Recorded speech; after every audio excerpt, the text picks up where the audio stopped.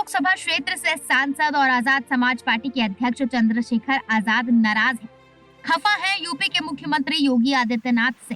तीखे सवाल पूछ रहे हैं, लेकिन इसकी वजह क्या है, आप भी यही सोच रहे हैं।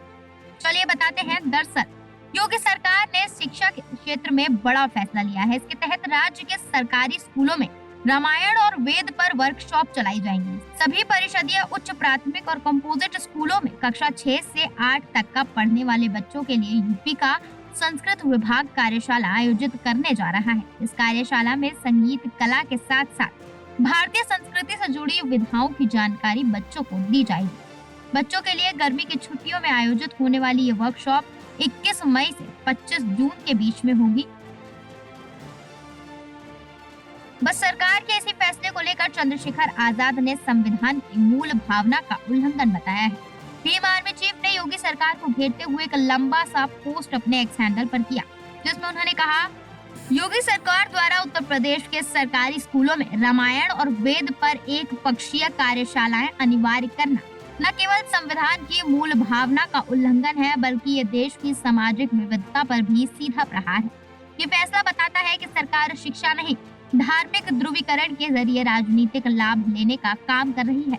अगर विद्यालयों को एक धर्म विशेष के प्रचार का मंच बना दिया जाए तो यह न केवल भेदभावपूर्ण है, बल्कि इन बच्चों की धार्मिक स्वतंत्रता और संवैधानिक अधिकारों के खिलाफ भी है।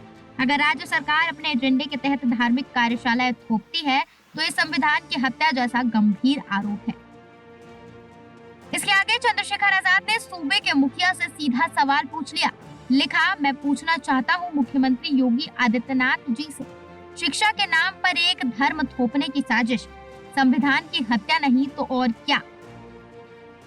अपने पोस्ट के जरिए नगीना सांसद ने राज्य सरकार को नसीहत बोले, अगर धार्मिक या सांस्कृतिक विषय शामिल किए भी जाएं तो उसमें सर्वधर्म स्वभाव हो और बच्चों की पसंद व धार्मिक स्वतंत्रता का पूर्ण सम्मान किया जाए। शिक्षा का उद्देश्य धर्म प्रचार नहीं, विवेकशील नागरिकों का निर्माण होना चाहिए। यही भारत की आत्मा है, यही संविधान की पुकार है। अब चंद्रशेखर आजाद का ये पोस्ट देखने के बाद क्या सरकार अपने फैसले पर पुनः विचार करेगी या फिर उसके सवालों का जवाब सीएम देंगे? ये बड़ा सवाल है। फिलहाल सरकार के इस फैसले पर आपकी क्या राय है, हमें कमेंट सेक्शन में जरूर बताएं।